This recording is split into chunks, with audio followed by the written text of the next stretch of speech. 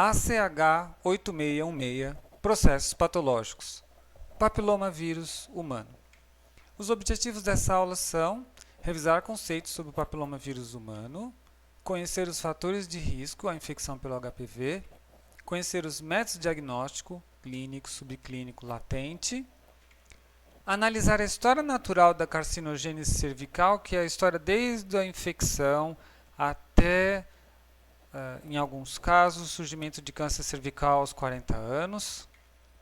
Conhecer as formas de tratamento do HPV, incluindo a forma de tratamento na gestação, e entender o modo de invasão tecidual do HPV, que leva à formação de verrugas genitais e ao câncer cervical. O HPV ele é um vírus de DNA e possui mais de 100 sorotipos, então são mais de 100 espécies de vírus conhecidas. As células-alvo são as células-tronco do epitélio basal. Então, no epitélio basal você tem células que repõem o epitélio. Então, por exemplo, quando você arranha a sua pele, ela se restaura, porque você tem células-tronco em camadas basais que diferenciam e formam os queratinócitos diferenciados. Transmissão, contato direto, é um IST e 40 sorotipos estão associados a isso. Incubação de 1 a 20 meses, média 3 meses. Então é um período em que ele vai ficar lá na célula basal, aguardando o momento de poder se reproduzir. Complicações. A complicação mais importante é o câncer de colo uterino. 15 daqueles 100 sorotipos estão associados a isso.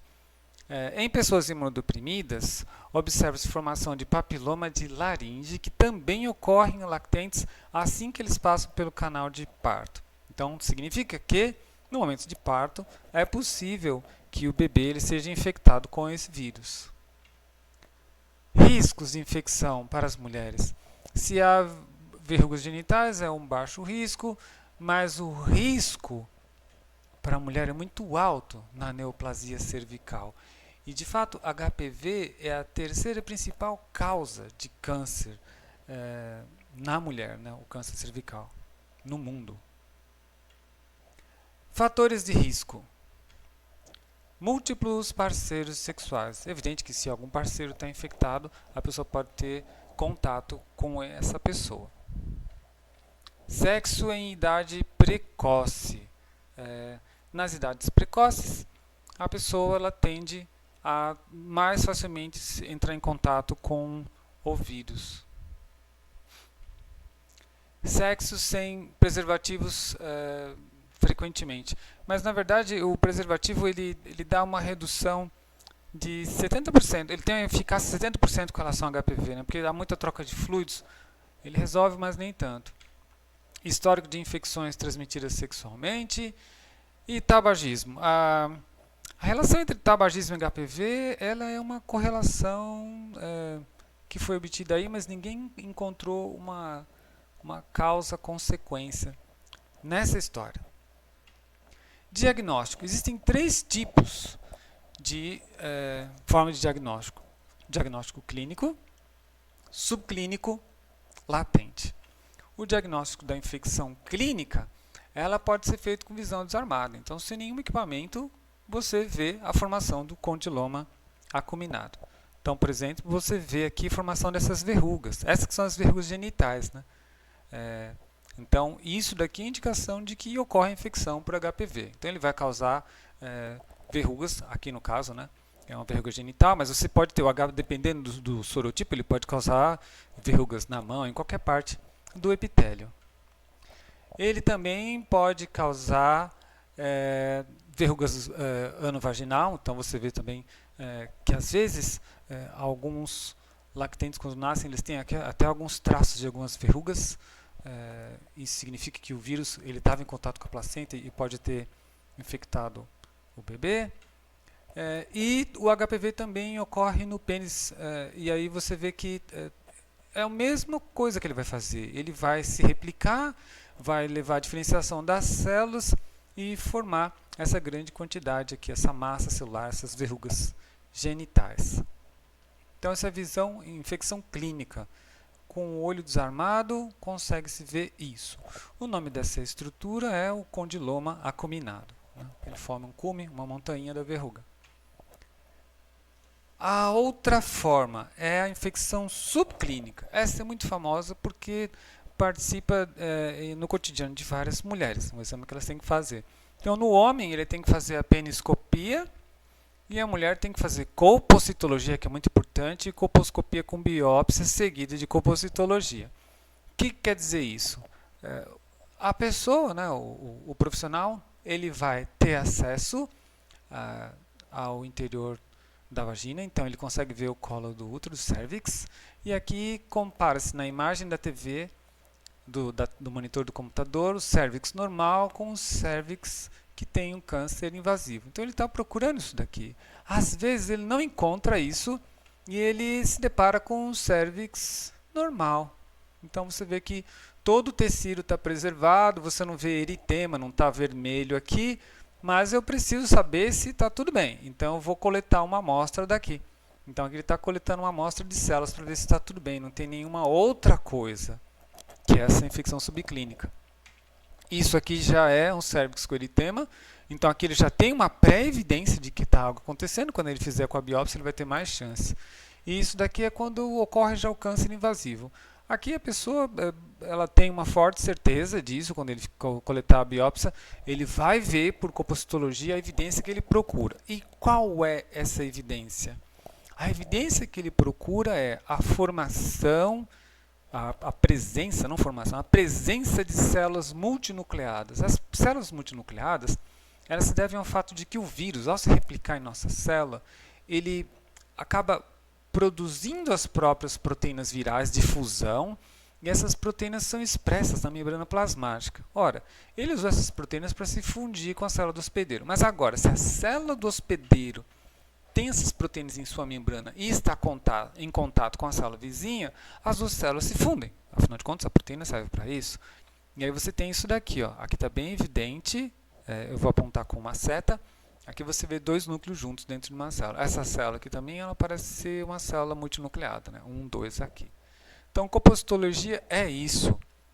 Então, sempre que a gente falar de colpocitologia ou colposcopia com biópsia, você está falando desse exame, que é o que o pessoal chama de Papa Nicolau, né?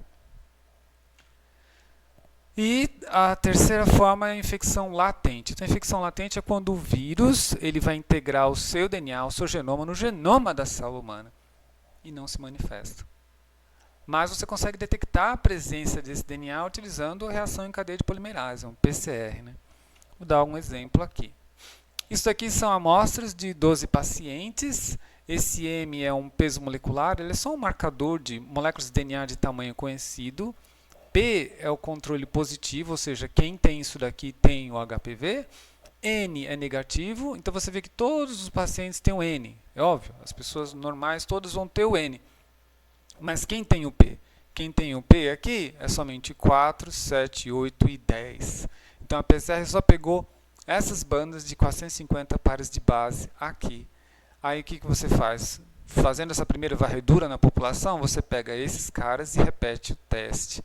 Todos eles na segunda repetição aqui, na primeira repetição, tem a banda. Então está confirmado que há um HPV integrado no genoma, infecção latente. Dependendo da idade da pessoa, você pode imaginar que isso pode vir no futuro se tornar um câncer invasivo. Mas, então vamos descrever um pouco mais essa história natural da carcinogênese cervical. Então, a mulher ela tem a cervix normal na juventude. À medida que ela tem parceiros, ela pode ser sujeita, pode ocasionalmente vir a ter infecção por HPV. Então, o cérvix é infectado com o vírus. Nesse momento, independente do estágio, né, pode surgir o que a gente chama de anormalidades. Essas anormalidades você detecta no Papa Nicolau, no teste de colpocitologia com colposcopia e biópsia. Então você vê se há eritema, se há células de núcleos fundidos. Mas o sistema imune, o HPV é um vírus de DNA, né? Então é possível processar as proteínas dele, apresentar um complexo MHC tipo 1 e avisar o sistema imune tentar aniquilar essa célula aí que está infectada, né? Então o sistema imune ele vai fazer depuração. As verrugas vão embora, sim, na maioria dos casos, né? Em outros casos é necessário entrar com cauterização, mas na maioria ocorre depuração pelo próprio sistema no início, quando a pessoa é infectada muito na juventude. Em alguns indivíduos, o HPV ele entra para um outro tipo para um outro ciclo. Em vez de ser um ciclo em que ele vai produzindo o vírus, ele se fusiona o DNA dele com o DNA humano. E isso vira uma progressão. Geralmente isso não vai dar nenhum problema até os 30 anos. Então, dos 30 aos 40 anos, tem que fazer um monitoramento mais contínuo, principalmente se houve alguma evidência aqui na década de 20 ou na adolescência da infecção. Então, dos 30 aos 40, tem que acompanhar, né, a colposcopia com biópsia e olhar se tem fusão de núcleos, porque nessa época, essa progressão, ela pode virar o pré-câncer, que é aquele cérvix com eritema já é um pré-câncer. Mas, dependendo de tratamentos que são possíveis, aí é possível ter regressão disso. Você tem um cérvix infectado e isso pode ser depurado. Em alguns casos, isso não ocorre, esse pré-câncer evolui. Então, ocorre invasão. O que é a invasão? A invasão é quando a célula infectada pelo HPV ela começa a se replicar. Então, o HPV ele toma controle da replicação celular e isso começa a invadir pelos tecidos. Essa célula começa a se replicar e ela vira uma massa tumoral. Essa massa tumoral ela vai invadir outras camadas do epitélio, ter acesso até aos vasos e talvez se tornar uma ameaça metastásica, um tumor que se descola de sua massa, né? Aí ocorre o câncer. Então esse é o histórico natural do HPV. Então essa fase dos 30 a 40 é decisivo e a partir dos 40 anos ocorre o pico do câncer cervical. Então é bom ter esses valores na memória, que eles são muito úteis. Mas qual é o mecanismo da infecção por HPV? Bom, como disse no começo, o HPV ele é um vírus que infecta as células epiteliais. As células epiteliais basais, que são essas daqui. Essas células são células tronco adultas, que repõem as outras camadas. Então é sempre assim, se você se arranhou aqui em cima, essa célula se diferencia e sobe por esse caminho até repor aqui. Então elas vão se replicando aqui. O HPV, por algum tipo de abrasão ou ferida, isso ocorre bastante no ato sexual, ele tem acesso a camadas profundas da derme e infecta essa célula. Então aqui ele está dentro dessa célula tronco epitelial basal. Existem vários lugares onde isso pode ser infectado aí, no folículo capilar, nas glândulas sebáceas, e tem vários, o que a gente chama de nichos dessas células tronco. No cérvix que o nicho não é muito bem definido. Em seguida, o que o vírus faz? A ideia do vírus é se replicar, é produzir descendentes. Então, acessando a célula epitelial basal, HPV, que está em forma de círculo, esse círculo aqui é o DNA dele. Ele começa a se multiplicar e ao longo dessa diferenciação do queratinócito, ele vai expressando as proteínas necessárias para produzir uma partícula viral quando ele pode infectar outras pessoas. Então, é exatamente aqui que ocorre a abrasão, a lesão, a célula ela é rompida e o vírus ele tem acesso e contamina uma outra pessoa. Então, isso é o que ele vai fazer naturalmente. Agora, é possível que o HPV, ao longo desse caminho, ele mude de estratégia e ele integre o seu DNA. Você vê que o DNA dele tem aqui, está flanqueado por coisinhas verdes, são DNA humano, e ele está aqui dentro. Quando ele faz isso, ele assume o controle da replicação dessa célula. Então a célula começa a se replicar desenfreadamente e ela começa a invadir. Então você vê que passou da matriz extracelular, que são esses traços aqui, e começou a invadir camadas mais profundas da derme, né? Então é isso que não se deseja, que é o câncer que ele é invasivo. Uma lesão displásica como essa pode levar, por exemplo, a metástase, dependendo da circunstância aí. E muito do sucesso desse vírus é o fato de que ele tem estratégias para fugir do nosso sistema imune. Bom, aqui está um desenho da derme. Aqui eu tenho, por exemplo, células de Langerhans, uma célula de Langerhans que é capaz de fagocitar essa célula que está contaminada. Eu tenho linfócito testotóxico CD8 e eu tenho uma célula natural killer. Então todos esses caras aqui podem patrulhar, mas em geral a quantidade de natural killer aqui e TCD8 é muito baixo, né? Perto da matriz celular. Mas aqui a gente tem as células de Langerhans que podem ajudar bastante na derme. Mas ele escapa. E como que ele faz? O que ele faz é o seguinte: no genoma do HPV, nesse círculozinho, existe um gene que codifica essa proteína E5. A proteína E5, o que ela impede? Ela impede a migração do complexo MHC do tipo 1. Então, se é o complexo MHC do tipo 1, ele não vai daqui, ele sairia do Golgi, vai para uma vesícula exocítica e para ser apresentado na superfície com antígeno viral. Mas nem esse antígeno será apresentado se isso conseguir completar todo esse caminho, porque aqui o HPV ele produz um peptídeo que vai ocupar o lugar do antígeno. E então ele acaba complicando esse tipo de regulação. Como o HPV leva ao câncer cervical? Bom, existe um gene do HPV chamado gene E2.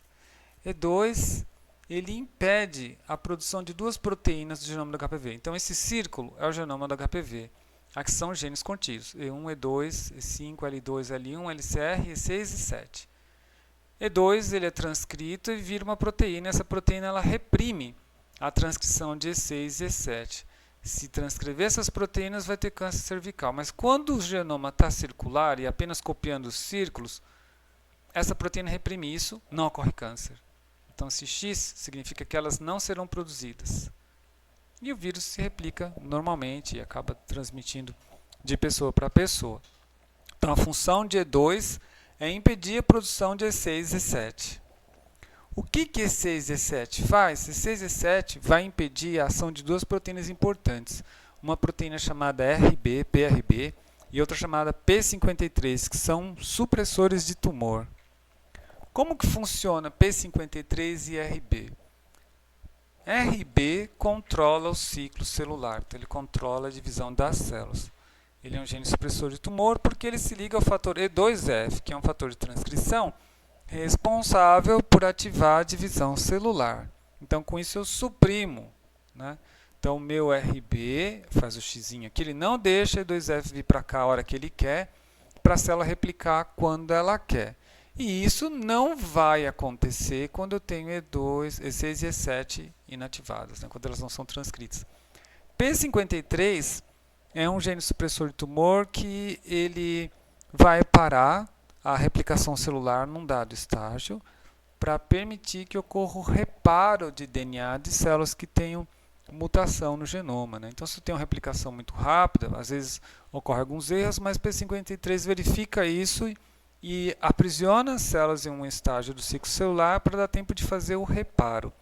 Então, esses dois são chaves, porque sem esse vai ter um grande número de mutação aqui, e sem esse vai ter uma replicação desenfreada aqui. Sem um HPV na história, seres humanos que têm mutação em P53 e RB desenvolvem câncer, porque vão produzir inúmeras mutações ou vão ter uma multiplicação celular desenfreada. Bom, o HPV ele tem uma fase que ele integra o genoma dele no genoma humano. Como isso ocorre? O ponto de integração ele é exatamente no meio, né, do gene E2. Então ele vai abrir E2 e vai se integrar no genoma humano. Mas se eu rompi o gene E2, não produzirei mais a proteína E2. Então o círculo ele entra no núcleo, no envelope nuclear, se integra aqui, rompe E2, um pedaço de E2 está para cá e outro está para cá, nas extremidades. E aqui no meio o resto, inclusive E6 e E7. Não tem mais E2 para impedir a transcrição desses dois. Então eles serão transcritos.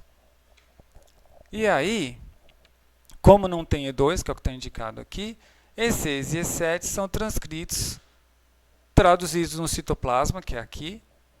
E o que eles vão fazer? E7 se liga em RB e E6 em P53.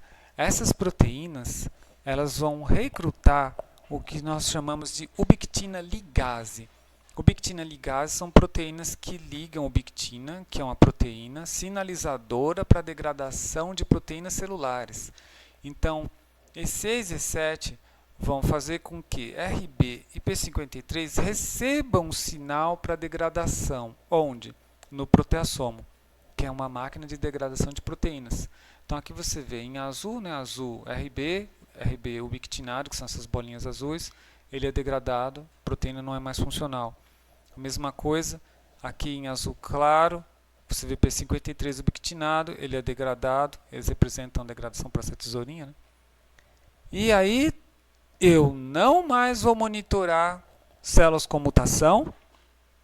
Isso para tumores é importante porque sem o P53 pode ocorrer várias coisas que levam à formação tumoral e metástase. Isso aí vai ser explicado por um outro docente no segundo módulo da disciplina, que isso se chama The Hallmarks of Cancer, né? As marcas, os marcadores assim, do câncer, né? Um deles é isso daí, é você ter acúmulo de mutações, né? Perder esse cuidado com o reparo.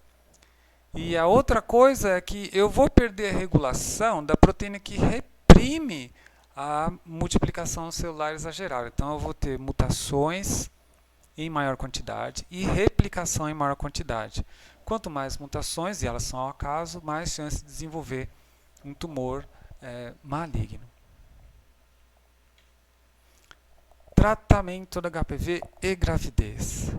Bom, tratamento do HPV em uma pessoa que não está grávida é cauterização. Existem várias estratégias de cauterização, a mais comum é ácido tricloroacético, 80 a 90%. Isso é uma cauterização química. Ácido tricloroacético é um ácido orgânico forte. E ele vai causar isso daí, ele vai matar as células, elas vão entrar em apoptose e morrer. Podofilina, que é um extrato de planta, né, a 10 a 25%, também é utilizado. Mas já está avisado aí que nunca se usa isso na gravidez, porque ela é teratogênica. Eu nem deixei para falar isso depois, eu vou deixar aí. Já no primeiro momento que ela aparece, deixar bem claro. Não se usa podofilina em gestante. E na gravidez, então, o crescimento da infecção ele é facilitado pela gravidez, né? Então, está aí a relevância de se estudar isso em obstetrícia. E, preferencialmente, você vai usar um método físico, termo ou criocauterização. Nunca usar método químico, podofilina, cauterização com ácido tricloroacético. Uma doula, ex-aluna de processos patológicos, ela me disse que eletrocauterização é perigoso, porque em uma gestante que fizeram eletrocauterização, a pessoa ela sofreu um aborto na sequência. Então isso mandou um sinal, o corpo entendeu de uma forma diferente e acabou abortando. Eu não lembro exatamente em qual trimestre da gestação estava, mas só um alerta para esse tipo de coisa. Eu nunca ouvi falar de problemas na termo ou criocauterização e eu não sei exatamente como foi usado a eletrocauterização, né?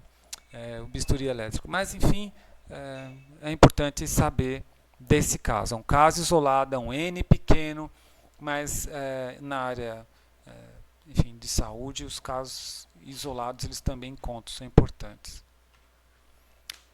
Se o tamanho da lesão causa obstrução no canal de parto, ou pode provocar hemorragia, recomenda-se parto cesáreo. Então é assim, vamos lá, né? Em que circunstância pode ter parto natural sem problema? A mãe faz o acompanhamento, né? E não tem nenhuma alteração. Ela já foi infectada no passado, né?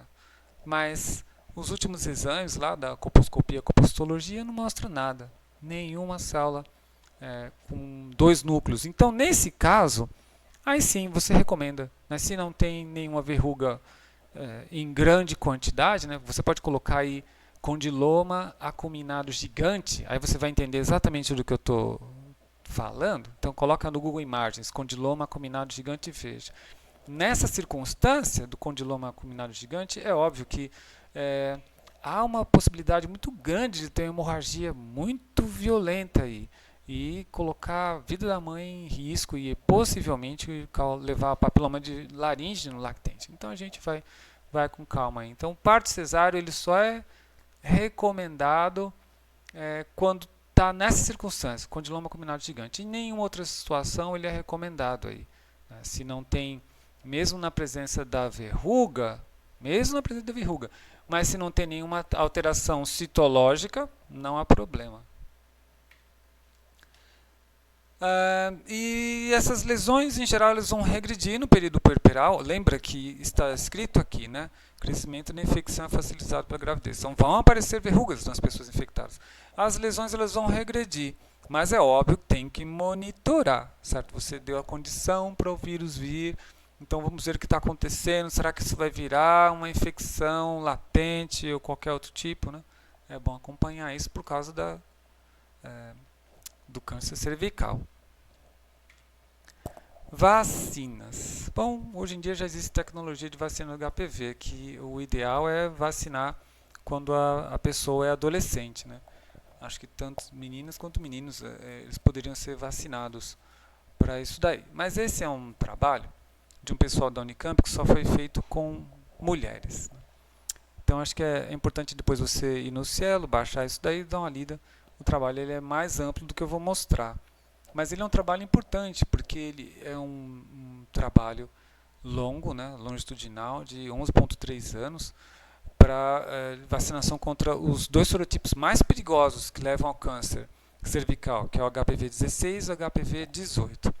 Como que foi feito esse experimento? Né? Eram 91 mulheres, isso se tratava de um teste clínico, fase 2B, era uma vacina da GlaxoSmithKline, para esses dois sorotipos, 16 e 18, e a idade do grupo era entre 15 e 25 anos de idade. É meio difícil você controlar essa coisa dos parceiros, né? O ideal é você vacinar quando a pessoa nunca teve um parceiro. Essa é a condição de fato ideal. Mas colocou-se como critério que a pessoa teve no máximo 6 parceiros sexuais prévios. Todas elas eram negativas para o DNA do HPV-PCR.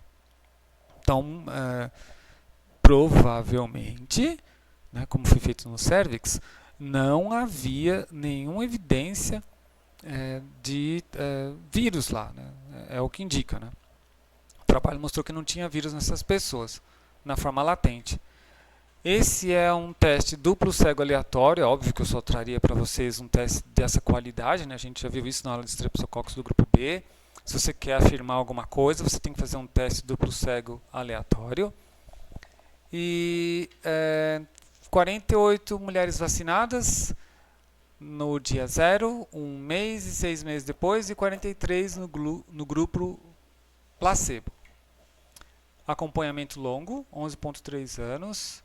E periodicamente fazia-se o PCR de amostra de cervix. Bom, duas coisas eles quiseram verificar, entre outras do artigo, né? Mas eu vou mostrar só duas que são importantes. Primeiro, como que está a pessoa em relação à infecção por outros sorotipos que não 16, 18. Isso é o que você vê. Então, aqui são as mulheres tratadas com placebo, infectadas por HPV não do sorotipo 16, 18. É um outro sorotipo, certo? Sei lá, 17, 94, 72, eu não sei qual é. Mas é óbvio que a vacina era para esses dois. Ela não vai conseguir pegar todos. Então você vê que o grupo placebo ele é mais suscetível aos outros sorotipos que o grupo vacinado. E o grupo vacinado, de certa forma, né, a vacina contra esses sorotipos ela oferece algum tipo de proteção para os outros. Né? Não é uma proteção absoluta, mas oferece algum tipo aqui. Você vê que há uma diferença. Depois eles se encontram lá há mais de 132 meses. Né? Agora, para o sorotipo próprio, Então, esse aqui sim, taxa cumulativa de infecção por HPV do sorotipo 16, 18. Então, aqui são os meses, né?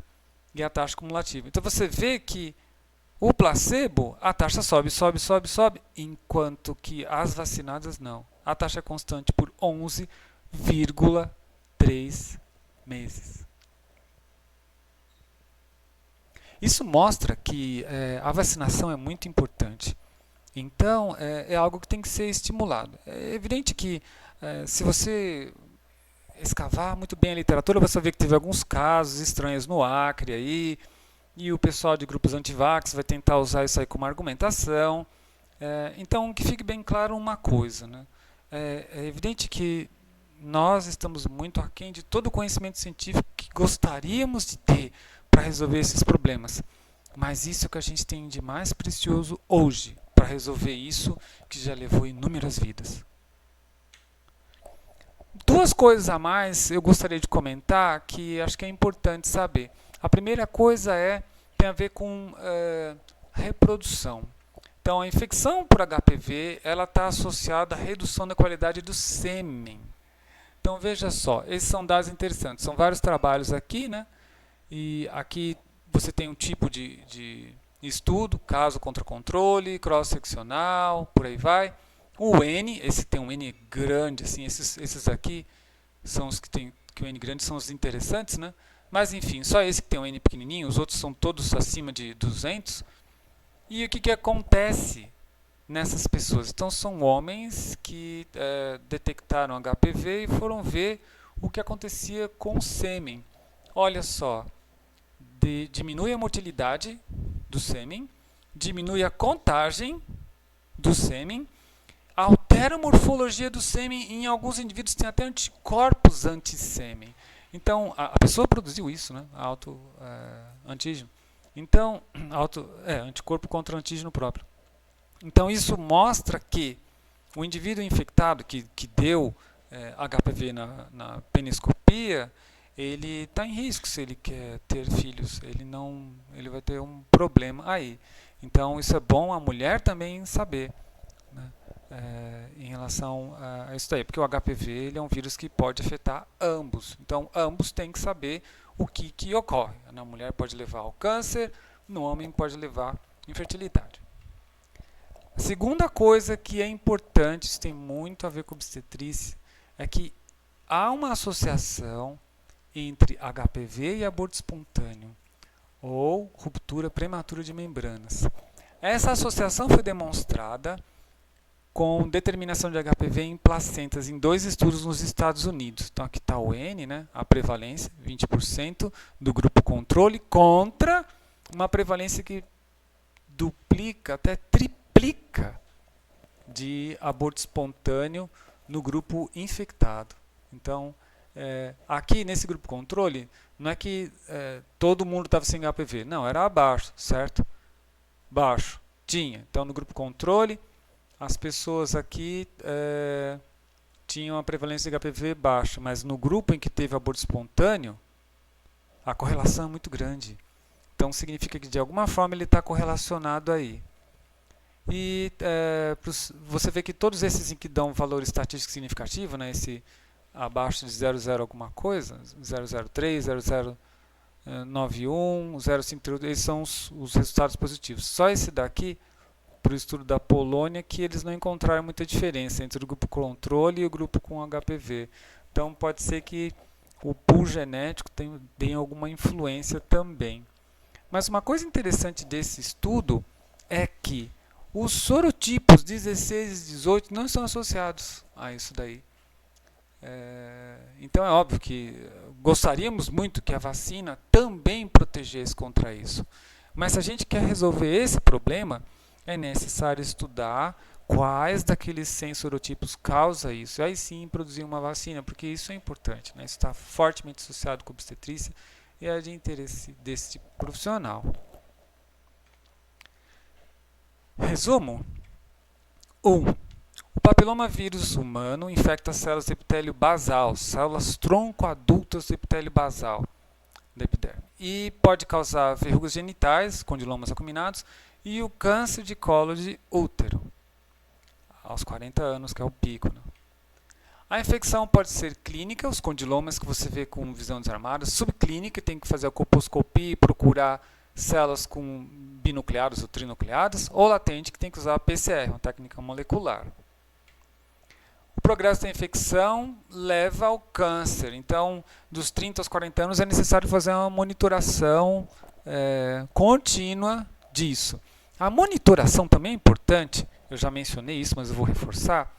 Se a pessoa já teve contato com HPV, é bom monitorar, porque na hora do parto, se não tem nada na colposcopia, na biópsia, não tem núcleos, células binucleadas, o parto pode ser natural, sem problema, né? Se não tiver o condiloma acuminado gigante, que você vai ver no Google Imagens.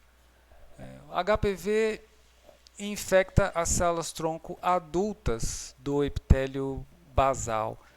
Isso acaba reforçando isso daqui, né? Mas é bom você saber disso, né?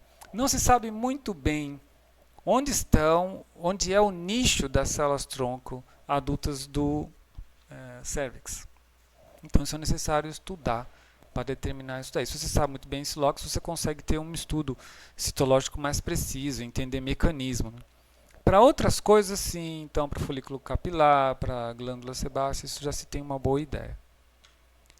Na carcinogênese, após a integração do DNA do HPV no genoma da célula infectada, P53 e RB são degradados. Essas proteínas são importantíssimas, né? Porque uma controla a replicação celular e a outra controla o reparo, né? Ela vai parar o ciclo celular para que ocorra o reparo. RB aqui é o Bzinho minúsculo. Então esse que é o problema, né? Na hora que integra o genoma, ele rompe o E2 que impede a transcrição do E6 E7. E6 E7 degrada P53 PRB. A vacina contra os sorotipos 16 e 18 mostrou-se bem eficaz por mais de 11 anos. Isso é muito bom, né? Então significa que essa vacina está funcionando bem. Eu imagino que se você aplica essa vacina na posologia correta, lá do 0, 1, 6 meses, em jovens, né, tanto meninos e meninas, logo cedo você tem uma grande chance de prevenir várias coisas, a esterilidade masculina e o câncer de cérvix, que é importante. E HPV reduz a qualidade do sêmen, está associado ao aborto espontâneo. Não sabemos qual é o sorotipo aqui, isso aqui é objeto de estudo para profissionais de obstetrícia, e o que está acontecendo aqui para reduzir a qualidade do sêmen também não sabe, também é mais um objeto de estudo aí para a gente tentar estender um pouco o conhecimento desse vírus. Agora, se você quer aprender mais, então você vem aqui, ó, Human Papilloma Virus, Clinical Manifestation and Prevention. É antigo esse artigo, mas o Jacket descreve bonitinho a história natural da carcinogênese por papilomavírus. Teixeira e colaboradores é aquele trabalho da Unicamp que eu recomendo que você baixe e leia, da Revista Brasileira de Ginecologia e Obstetrícia. Esse já é um artigo mais recente, né, de 2017. E esse não é tão recente, mas tem só 5 anos, mas ele é muito bom, que é esse em que ele olhou as alterações no sêmen e o aborto espontâneo. Esse é um trabalho bacana aí. Teve um outro trabalho em 2015, é uma revisão sistemática esse. Outro trabalho em 2015 que não foi revisão sistemática, o cara ele apresenta algumas evidências anedóticas, então eu acho que também há aí, para profissionais de obstetrícia, um espaço para fazer revisões sistemáticas periódicas, à medida que mais e mais trabalhos saem na literatura, para tentar cercar mais isso daí e entender exatamente o que está acontecendo e fortalecer essa evidência. Então você pode estudar aqui. Acho que se eu fosse dar um conselho, começa por aqui, que é uma ideia geral. Depois você vai entender um pouco do vírus e por último você vem para cá. Existem revisões, outras revisões em português também que você pode utilizar. Todas as figuras eu tirei da Imunopedia, então figuras como essa daqui. Então se você tem interesse em colocar em seu seminário figuras deles aí, então pode ir lá baixar, são gratuitas. E com isso concluo a aula de papilomavírus humano.